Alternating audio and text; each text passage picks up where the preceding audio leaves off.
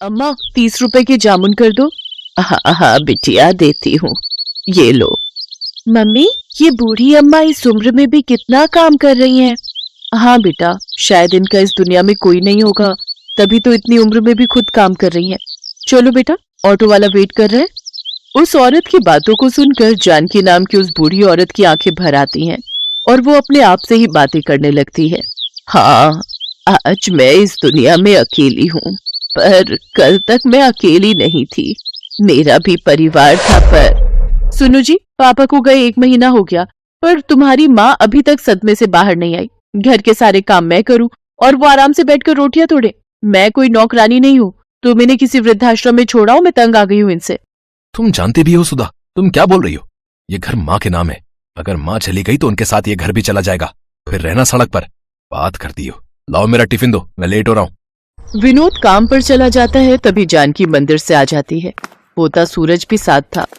Mummy देखो, दादी माँ और मुझे प्रसाद में खीर मिली, आप भी खाओ ना मम्मी।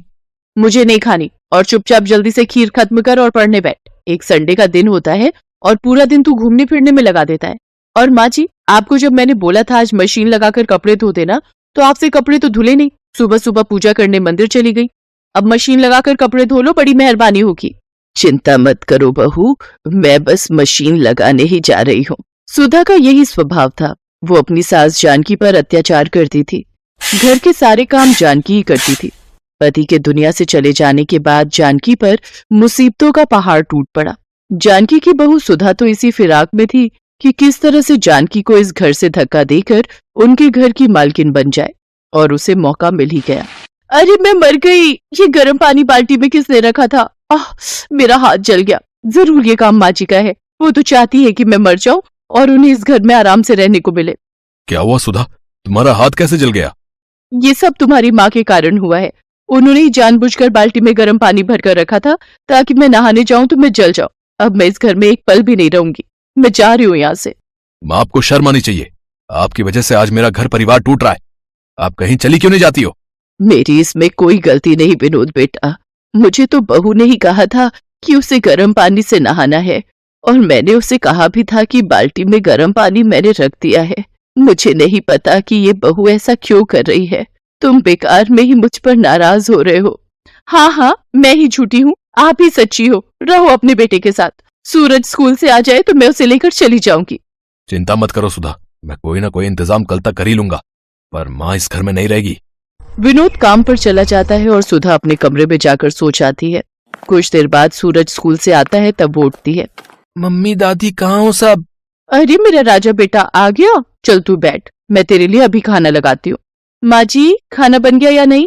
अरे ये कहाँ चली गई? मम्मी दादी कहाँ चली गई? उन्होंने मुझे बोला था आज वो मुझे पार्क में झूला झुलाने ले जाएंगी। सुधा पूरे घर में देखती है पर उसे कहीं भी जानकी नजर नहीं आती। वो विनोद को फोन मिलाती है। विनोद घर आता है। विनोद, सूरज माँ जी से मिलने के लिए रो रहा है, अब उसे कैसे समझाएं?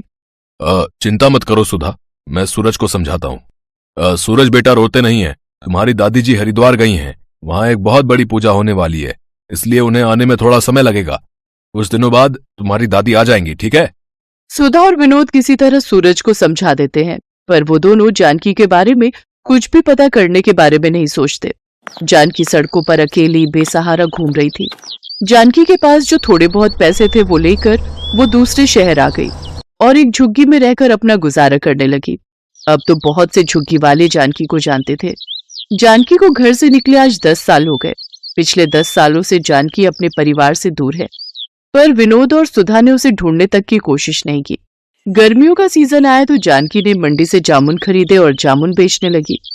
आज 80 साल की उम्र में जानकी इस दुनिया में परिवार के होते हुए भी अकेली है और आज भी खुद से कमाकर अपनी जिंदगी गुजार रही है। जानकी काकी, घर चल रही हो? मैं घर ही जा रही हूँ। शोभा बिटिया, अभी बहुत जामुन पड़े हैं, मैं सोच रही हूँ कुछ देर और बैठ जाती हूँ, थोड़े और बिक जाएंगे तो नुकसान नहीं होगा।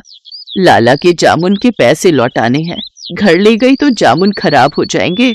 और तुम्हारी नारियल पानी की बिक्री हुई कि आज थोड़ी? हाँ काकी, आज बाजार में घूम कर बेचे तब जाकर बिके। मैं तो कहती हूँ मुझे दे दिया करो बेचने के लिए, पर तुम मानती कहाँ हो काकी? नहीं बिटिया, तुझे भी तो अपने घर का ख्याल रखना है। तू भी तो कितनी मेहनत करती है ना। तेरे बापू की तबीयत ठीक नहीं रहती, माँ भी तो घरों में काम करती है। कम से कम तू मेहनत करके घर को चला लेती है। ये बहुत बड़ी बात है बिटिया।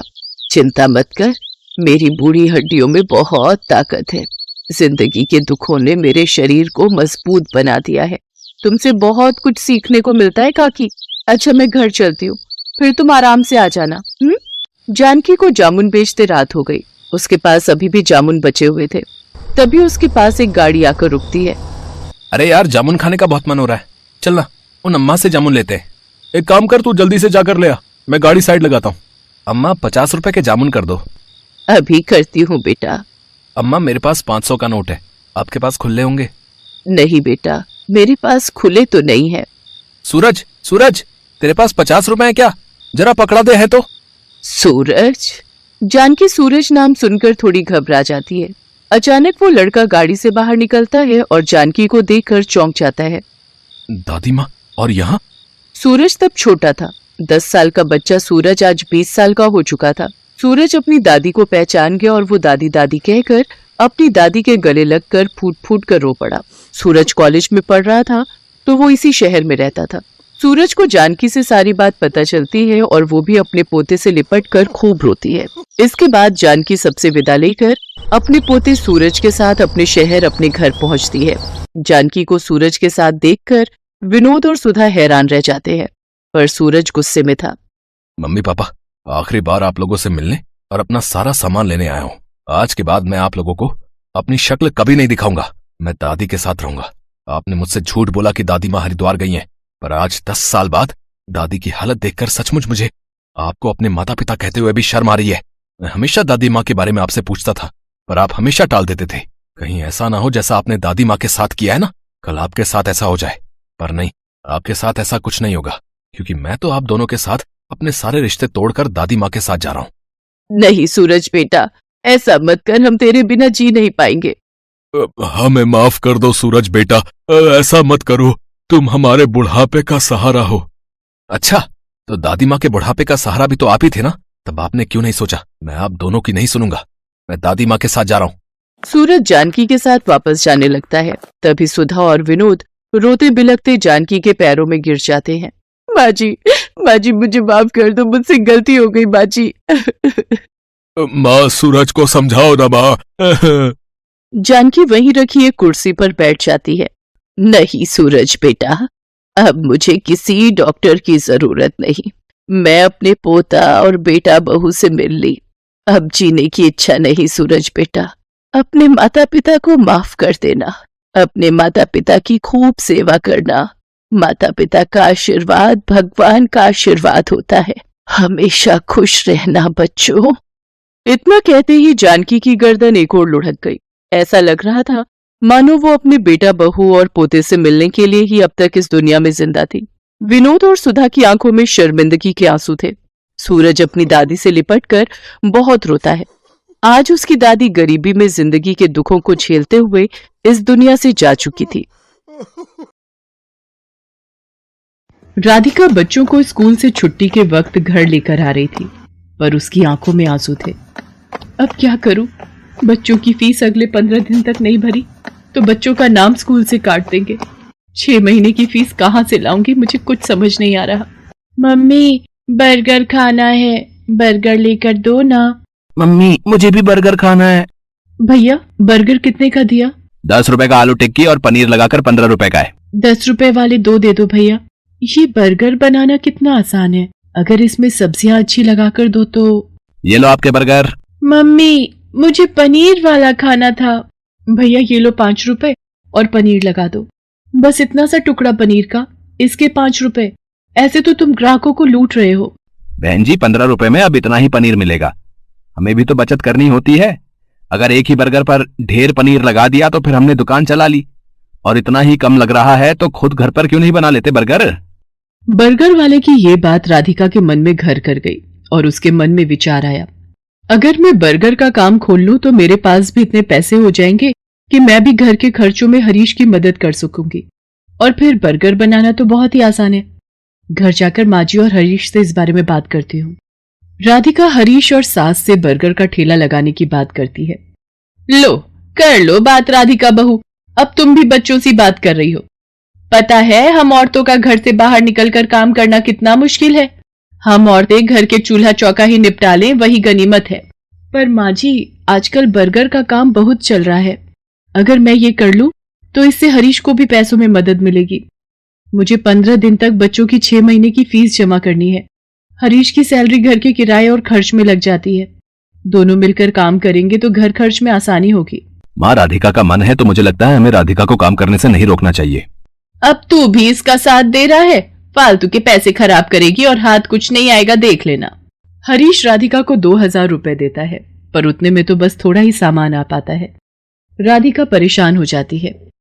हरीश ने जो 2000 रुपए दिए थे वो तो कम पड़ गए। अभी तो ठेले वाले को एक दिन के 200 रुपए और गैस सिलेंडर आएगा 500 का।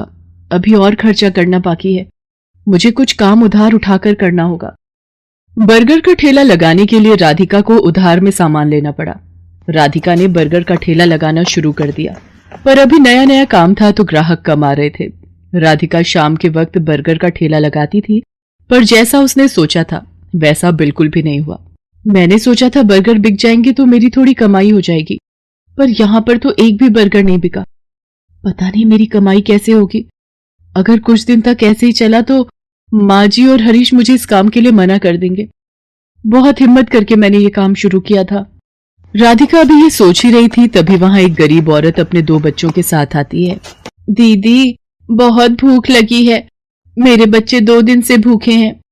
अरे तुमने 2 दिन से कुछ नहीं खाया? रुको मैं अभी तुम तीनों को एक एक बर्गर देती हूँ। शुक्रिया दीदी, आज तुमने हमारा पेट भरा है, और जो भूखों का पेट भरता है भगवान उसे कभी भूखा नहीं रहने देते। तुम्हें जब भी भूख लगे तुम मेरे ठेले पर बेझिझक आ जाया करो, और यहाँ पर तुम अपने बच्चों के साथ अपनी भूख मिटा सकती हो। वो गरीब औरत अपने बच्चों को लेकर खुशी खुशी वहां से चली जाती है। राधिका घर आ जाती है, पर उस दिन उसकी कमाई नहीं हुई थी। ये देखकर उसकी सास गुस्सा करने लगती है। लो मैंने तो पहले ही मना किया था कि ये चोचले पालने की जरूरत नहीं है। पिछले 3 दिन से मुश्किल से 100 रुपए कमाकर घर आ रही है और सामान लगा लेती है 2 से 3 हजार रुपए का रोजाना का। अब रोटी सब्जी तो बनेगी नहीं, हम सब ये बर्गर खाकर पेट भर लेते हैं। क्यों, अब तो तू खुश है ना अपना नुकसान करके? माँ जी मैं कोशिश कर रही हूँ ना, और मुझे विश्वास है एक दिन मुझे अपने काम में सफलता जरूर मिलेगी। राधिका अगले दिन ठेले वाले से ठेला किराए पर लेने के लिए जाती है तो वो उसे मना कर देता है। देखो बहन जी, मैं पिछले 4 दिन से तुम्हें उधार पर ठेला दे रहा हूँ है। 200 रुपए रोज का किराया है, बस आज के लिए और उधार दे रहा हूँ। अगर तुमने कल सुबह तक मेरे ठेले के किराए के 1000 रुपए नहीं दिए तो मैं किराए पर तुम्हें ठेला नहीं दूंगा। अब क्या करूं? हरीश से मांगूंगी तो वो मुझे इस काम को बंद करने के लिए कह देंगे, और माँ जी तो पहले ही मेरे काम के खिलाफ हैं। पर मुझे अपने बच्चों के लिए पैसे जोड़ने हैं। हे भगवान मेरी मदद करो। राधिका भगवान से प्रार्थना करती है कि उसके ठेले पर ग्राहक आ जाए। तभी नमस्ते जी, मैं पीछे वाली गली में बर्गर की एक दुकान चलाता हूँ। यहाँ से गुजरते हुए 2 दिन पहले मैंने आपको ये बर्गर का ठेला लगाते हुए देखा था। मुझे 15 दिन पहले एक अनाथ आश्रम के लिए बर्गर का ऑर्डर मिला था, पर 10 दिन पहले एक हादसे में मेरी सीधे हाथ की हड्डी टूट गई, जिसके कारण मैंने अभी बर्गर बनाने का काम रोका हुआ है। पर मैं ऑर्डर के पैसे ले चुका था, इसलिए मैं वहां मना भी नहीं कर सकता। अगर आप उस ऑर्डर के बर्गर बना सकें तो मेरी बहुत मदद हो जाएगी। मैं आपको इसके लिए अच्छे पैसे दूंगा। जी मैं जरूर करूंगी। आप मुझे बता दीजिए कितने बर्गर बनाने हैं। शाम को 4 बजे ही वहां पहुंचना है। जिन्होंने मुझे ऑर्डर दिया है उनके बच्चे का जन्मदिन है, वो अनाथ आश्रम 4 बजे पहुंच जाएंगे। वैसे मैं आपके साथ अपने एक आदमी को काम पर लगा देता हूं जो आपकी इस काम में मदद करेगा। ये 5000 रुपए आप एडवांस रखो, बाकी के पैसे मैं आपको काम खत्म होने के बाद शाम को दे दूंगा, ठीक है? वो व्यक्ति मानो राधिका के लिए भगवान का रूप बनकर आया था। राधिका की सारी परेशानियां दूर हो जाती हैं। वो अपने उधार के पैसे भी चुका देती है और बच्चों के स्कूल की फीस भी जमा कर देती है। उस व्यक्ति को राधिका का काम इतना पसंद आता है कि वो राधिका के साथ पार्टनरशिप में काम करने लगता है। राधिका अब एक बर्गर की दुकान चलाती थी। राधिका की मेहनत और हिम्मत देख